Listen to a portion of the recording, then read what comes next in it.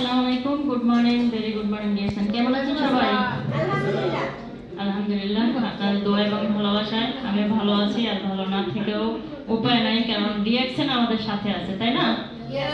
Reaction যেখানে আমরা সুস্থ থাকতে পারবো আর কি। যাই হোক, আমি প্রথমে ধন্যবাদ জানাচ্ছি আমাদের কোম্পানির ওনার ডক্টর লিনকে, যে এত সুন্দর একটা সিস্টেম করে দিয়েছে আমাদের জন্য। এবং আমি ধন্যবাদ জানাচ্ছি যত ম্যানেজমেন্ট আছে তাদেরকে। এবং যদি না থাকতো তাহলে কথা বলতাম কাদের সাথে, তাই না? কে শুনতো কথা? তো এর জন্য আপনাদেরকেও ধন্যবাদ। এবং আমি আরো ধন্যবাদ জানাচ্ছি আমার সকল আপলাইন লিডারদেরকে। দেখেন, আমি একজন নারী, তাই না? আমি একজন নারী, এখানে আরো তো বোনরা আছে, তাই না? আমি আজকে কথা বলবো বোনদের নিয়ে। যাই হোক, প্রথমে আমার পরিচয়টা দিয়ে নিচ্ছি। আসসালামু আলাইকুম, আমি আসমা, দেশের বাড়ি বরিশালে, দুবাই আছি আজমান থেকে ডিএক্সএনটা কন্টিনিউ করতেছি। আলহামদুলিল্লাহ, ডিএক্সএনে আজকে 3 বছর যাবত আছি। DXN system star diamond, already পরিচয়টা পেয়ে গেছেন আপনারা। তো বোনদের উদ্দেশ্যে যে কথাগুলো বলবো, দেখেন বোন, এখানে কিন্তু আমরা আসছি কাজের জন্য, তাই না? ডিএক্সএন এর বিষয়ে আসছি না, ডিএক্সএন পাসপোর্ট নিয়ে আসছি, কাজের বিষয়ে আসছি, তাই না? দেখেন, অনেক বোন বলে যে আমাকে দিয়ে হবে না, আমি পারবো না, কিভাবে করব? বোন, আপনাকে আমি বলছি আপনি পারবেন। কেন পারবেন এটাও আমি বলে দিচ্ছি, কেন পারবেন। বোন, আপনি কিন্তু বাবা মায়ের একমাত্র রাজকন্যা ছিলেন, তাই না? বাবা মায়ের রাজকন্যা ছিলেন। সে রাজকন্যা থেকে বড় আস্তে আস্তে বড় হতে হতে পরে দিছে কোথায়? বিয়ে দিয়ে দিছে, তাই না? অজানা অজানা অপরিচিত এক সংসারে আপনাকে দিয়ে দিছে। ওই সংসারটাকে, অপরিচিত অজানা সংসারটাকে আপনি নিজে আপন করে নিয়েছেন। আপন করে নিয়েছেন না? আপন করে নিয়েছেন। এবং দেখেন, আমরা যে মা ডাক শুনি, তাই না? মা ডাক শোনাটা কিন্তু যে সেই কথা না, তাই না? অনেক কষ্ট করতে হয়। 10 মাস 10 দিন একটা বাচ্চাকে গর্ভে রেখে লালন পালন করতে হয়, চলাফেরা করতে হয়, কাজ করতে হয়, অনেক কষ্ট। কিন্তু একটা ছেলেকে বলেন না যে তুমি একটা ইট, সাধারণ একটা ইট নিয়ে পেটের ভেতরে বেঁধে তুমি কতক্ষণ হাঁটাহাঁটি করো, উনি পারবে না, উনি পারবে না। আমি একটা গল্প শুনেছিলাম, গল্পটা হচ্ছে এক ছেলে মাকে বলতেছে যে তুমি এখন বলো আমি আমার জন্য কত টাকা তুমি মানে খরচা করেছো, তোমার ঋণ পরিশোধ করব। একটা সন্তান কখনো মায়ের ঋণ পরিশোধ করতে পারে? পারে না। তো বলতেছে আচ্ছা ঠিক আছে বাবা, তুমি যখন আমার ঋণ পরিশোধ করবা, একটা কাজ করো, তুমি আজকে বাজারে গেলে একটা আম কিনে নিয়ে এসো। তো ছেলে বলতেছে ঋণ পরিশোধের সাথে আমের সাথে কি সম্পর্ক? যাই হোক, সে বাজারে গেছে, একটা আম কিনে নিয়ে আসছে, মায়ের হাতে দিছে। মায়ের বলে এখন খাবো না, বা এখন এটা দিয়ে কোনো কাজ নেই, তুমি একটা কাজ করো, তোমার কাছে রেখে দাও। তো ছেলে বেডে গেছে, বেডে যাইয়ে দেখতেছে আমটার দিকে। তো দেখতে দেখতে এক সময় ছেলেটা ঘুমিয়ে গেছে।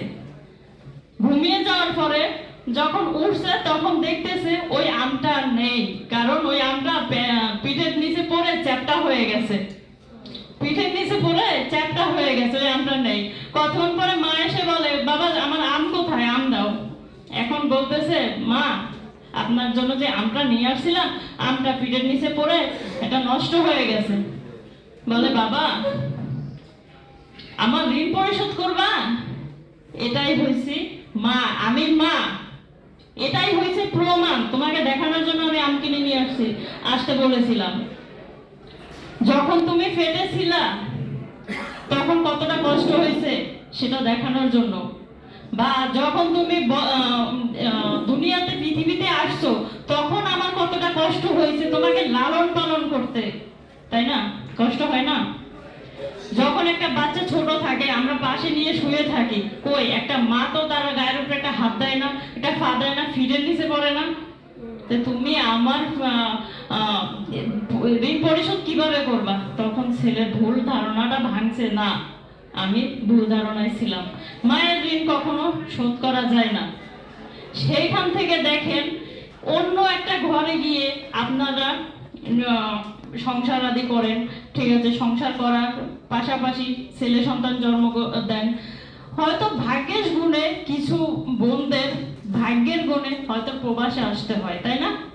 আচ্ছা, যখন আপনি পাসপোর্টটা বানাইছেন তখনও তো আপনি জানতেন না আপনি কোথায় যাবেন, তাই না? এটা একটা রিস্ক না? এটাও কিন্তু একটা রিস্ক। যখন আপনার ভিসা আসছে তখন জানতেন আমি দুবাই যাব, তাই না? দুবাই যাব, দুবাই কি কাজ করব তাও জানি না, হয়তো কোনো আরবি ভাষায় বা কোনো কোম্পানিতে বা অন্য কোথাও কাজ করব। কিন্তু দুবাইয়ের ভাষা কি আমাদের বাংলা ভাষা সেম সেম? সেম না। কোনো জায়গায় আরবিক আছে, হিন্দি আছে, ইংলিশ আছে। আরবিও জানি না আমরা, হিন্দিও জানি না, ইংলিশও জানি না। তো আমরা গিয়ে কিভাবে তাদের সাথে মিশবো? এটা একটা রিস্ক না? আস্তে আস্তে করে আপনারা এখানে আসেন, কাজ করেন, ভাষা শিখেন, এটাও কিন্তু একটা চ্যালেঞ্জ আমাদের মেয়েদের, তাই না? তো ডিএক্সেনটা কি এর থেকে কঠিন কিছু? এর থেকে কঠিন কিছু না। দেখেন, আমরা যখন বড় হই, বাবার ঘরে থাকি, তখন কিন্তু আমাদের ছোট ছোট কিছু স্বপ্ন থাকে। কি স্বপ্ন থাকে জানেন? যে আমরা বড় হব, বড় হয়ে লেখাপড়া করব, চাকরি করব, আমি একটা ধরেন একটা কানের দুল নেব বা একটা গলার নেকলেস নেব নিজের টাকা দিয়ে। কিন্তু এটা কিন্তু হয় না। যখন আপনি ধীরে ধীরে বড় হয়ে যান, বিয়ে দিয়ে দেয় বাপ মায়ে, বা মায়ে বলে তুমি ওই স্বপ্নটা তোমার ওই যে স্বামীর ঘরে গিয়ে পূরণ করো। স্বামীর ঘরে গিয়ে বোন, তখন দেখা যায় কি জানেন? যে ওই যে পারিবারিক ঝামেলা, ঠিক আছে, সাংসারিক একটা ঝামেলা, ওই ঝামেলা ঝামেলা করতে করতে আপনি কিন্তু বয়স শেষ হয়ে যায়। ওই স্বপ্ন কিন্তু পূরণ হয় না। ওই স্বপ্ন তখন কোথায় পূরণ হয় জানেন? কোথায় বন্ধ হয়? একটা বাক্সের ভিতরে বন্ধ হয়ে যায়। আপনার স্বপ্নগুলো কিন্তু পূরণ হয় না। কিন্তু বোন, আপনাদের বলবো, আপনাদের স্বপ্নগুলো পূর্ণ করতে হলে আপনার নিজেকে লড়তে হবে। লড়তে রাজি আছেন? লড়তে যদি রাজি থাকেন, নিজেকে নিজের ইনকাম করার চেষ্টা করেন, নিজের স্বপ্ন নিজে পূরণ করার চেষ্টা করেন। কারণ আপনার স্বপ্নগুলো আপনাকে কেউ পূরণ করে দিবে না। আপনার স্বামী যখন দেয় নাই, ছেলে সন্তান দিবে? ছেলে সন্তান তো এই যুগে ভাতই দেয় না, স্বপ্ন পূরণ কখন করবে, তাই না? ছেলে সন্তান আজকালকার যে বৃদ্ধ যারা আছে তাদের কিন্তু ভাত দেয় না। কোথায় যায় জানেন? বৃদ্ধাশ্রমে পাঠায়, না হলে কোনো রোডে ঘাটে ছাইরা দিয়ে আসে, হ্যাঁ, যে তুমি এখন যাও, আমি আমার ফ্যামিলি নিয়ে আমার সংসার করতে হবে আমাকে। তো আপনারা কি যেতে চান এমন একটা জায়গায়? যদি যেতে না চান, আমি বলবো আমাদের বোনদের জন্য সঠিক একটা প্ল্যাটফর্ম, সেটা হচ্ছে ডিএক্সএন প্ল্যাটফর্ম। যেখানে আপনার স্বপ্ন পূরণ করতে পারবেন, যেখানে আপনার ইচ্ছাগুলো, ছোট ছোট যে ইচ্ছাগুলো আছে ওগুলো পূরণ করতে পারবেন। এটা কি মানে ব্যাপারটা চলাফেরা করে পূরণ করতে হয়? এই যে অসংখ্য আপুরা আসছে বোরকা পরে, আমি দেখেছি যে সৌদি আরবে একটা মিটিংয়ে দেখেছি সৌদিয়ানরা কত সুন্দর পর্দার ভেতর থেকেও বিজনেস করতেছে। হাজারো বোন বাংলাদেশে বসে পর্দার মাঝখানে বিজনেস করতেছে, তারা করতেছে। আমরা কেন পারবো না, তাই না? আমাদেরও পারতে হবে, আমাদেরও পারতে হবে। দেখেন, আমি যখন এখানে আসছি, আজ থেকে 3 বছর আগের কথা বলি, যখন আসছি তখন হয়তো একটা কোম্পানিতে ছিলাম। আমি কোম্পানিতে ছিলাম, তো হঠাৎ করে করোনার কারণে কোম্পানিটা বন্ধ হয়ে যায়। আমার ওই সময় ভিসাও ছিল না এবং কোনো কর্মও ছিল না, কোনো কর্মও ছিল না। তো তখন আমি শারীরিকভাবে একটু সমস্যায় ছিলাম। সমস্যা থাকাকালীন আমি একটা ফেসবুকে একটা পোস্ট দেখলাম, আমাদের জহির ভাইয়ের, উনি অ্যালার্জি নিয়ে কিছু পোস্ট করছিল। তো ওখানে আমি কমেন্ট করলাম। কমেন্ট করার পরে ওখান থেকে আমাকে সে ফোন নাম্বার দিল, হোয়াটসঅ্যাপে লোকেশন দিল। আমি আজমান অফিসে গেলাম। আজমান অফিসে যাওয়ার পর ওখানে দেখলাম অসাধারণ একটা মিটিং চলতেছে। মিটিংটা শুনলাম, শোনার পরে আমার কাছে ভালো লাগতেছে, আর মাথায় ঢুকে এলাম যে এই প্রোডাক্ট, ঠিক আছে, এই প্রোডাক্টটা ইউজ করতেছি, ইউজ করে আমি নিজে সুস্থ থাকবো, এখানে আমার ইনকাম কেন দিবে? এটা কিন্তু সবারই, যারা এখন নতুন আছেন, এখানে কয়েকজন নতুন আছেন তা আমি জানি না, এটা কিন্তু সবারই মনে একটা প্রশ্ন জাগে যে এখান থেকে প্রোডাক্ট ইউজ করে নিজে সুস্থ থাকা যায়, কিন্তু ইনকামটা কেন দিবে? তো ওই সময় আমি আর প্রশ্ন করি নাই। পরবর্তীতে আমার লিডারকে আমি প্রশ্ন করলাম যে এখানে কিভাবে কি ইনকাম দেয়। পরে উনি আমাকে বললো যে এই প্রোডাক্টগুলো নিয়ে ইউজ করলে কিছু পিবি দেয় কোম্পানির থেকে, ওই পিবির মাধ্যমে আমরা কিছু বোনাস পাই, ঠিক আছে। আর যদি তুমি টিম তৈরি করতে পারো তাহলে তুমি আরো বোনাস পাইবে আর কি।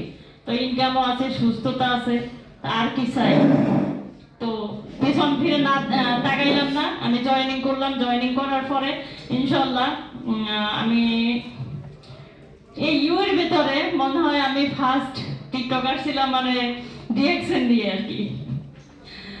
তো ডিএক্সএন এর কিছু ভিডিও আমি আস্তে আস্তে করে টিকটকে আপলোড করা শুরু করি। আলহামদুলিল্লাহ আমি প্রায় 3 মাসের ভেতরে স্টার এজেন্ট কমপ্লিট করে ফেলি, 3 মাসের ভেতরে।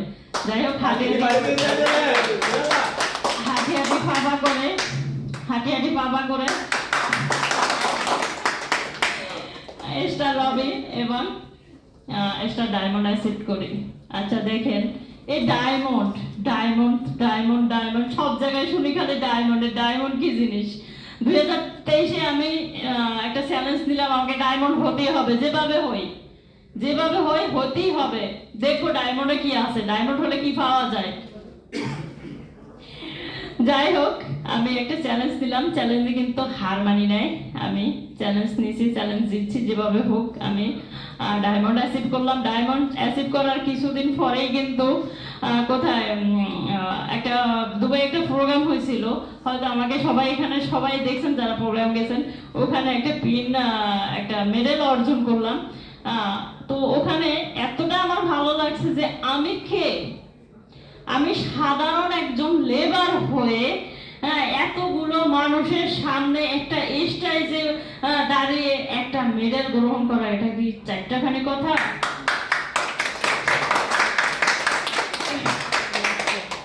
আমাকে কে চিনতো বলেন? কেউই চিনতো না। হয়তো আমার ফ্যামিলির লোকজন, হয়তো যেখানে কাজ করে তারা চিনতো।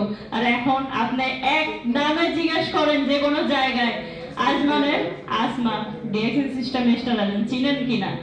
সবাই বলবে হ্যাঁ চিনি, সবাই বলবে হ্যাঁ চিনি। এই যে সুনামটা, এটা অর্জন করা কিন্তু চারটাখানে কথা না। এখানে অনেক লিডার আছে যে 2 বছর চলে যাচ্ছে এখনো স্টার এজেন্ট আছে, 3 বছর চলে যাচ্ছে এখনো রবি আছে। আমরা কিভাবে একজন মেয়ে হয়ে তারপরে কিভাবে ডায়মন্ড অ্যাচিভ করলাম। আলহামদুলিল্লাহ এই সুযোগ আপনাদেরও আছে। সুযোগটা হয়েছে অনলাইনটাকে কাজে লাগান, সোশ্যাল মিডিয়াটাকে কাজে লাগান। এখানে স্মার্টফোন নাই কার হাতে? সবার হাতে স্মার্টফোন আছে। এই স্মার্টফোনটাকে কাজে লাগান। আপনার ডিউটি কয় ঘন্টা? 8 ঘন্টা, 10 ঘন্টা, 12 ঘন্টা, তারপরে তো অনেক সময় পড়ে থাকে। অনেক সময় পড়ে থাকে কি কারণ? আপনারা টিকটকে ঢুকেন, কোন মেয়ে নাচানাচি করতেছে, কোন মেয়ে গান গাইতেছে, সেগুলো দেখতেছেন। ওইসব দেখা বাদ দেন। তারা ডান্স করতেছে, তারা গান গাইতেছে, তারা ইনকাম করতেছে। আপনাকে কি দিচ্ছে? কিচ্ছু দিচ্ছে না। আর আপনাকে কি দিচ্ছে জানেন? ওই যে জাহান্নামের আগুনে ফুটতে হইব, ঠিক আছে? তারা যেসব ভাষায় কথা বলে, আমি মাঝে মধ্যে ফরিয়দ থেকে শুনি যে তারা যে ভাষায় কথা বলে, যে কাপড় চোপড় পরে ডান্স করে, ওটা যদি কোনো ব্যক্তি দেখে, কোনো ছেলে বা কোনো মেয়ে দেখে, ওটা জাহান্নামেই চলে যাবে।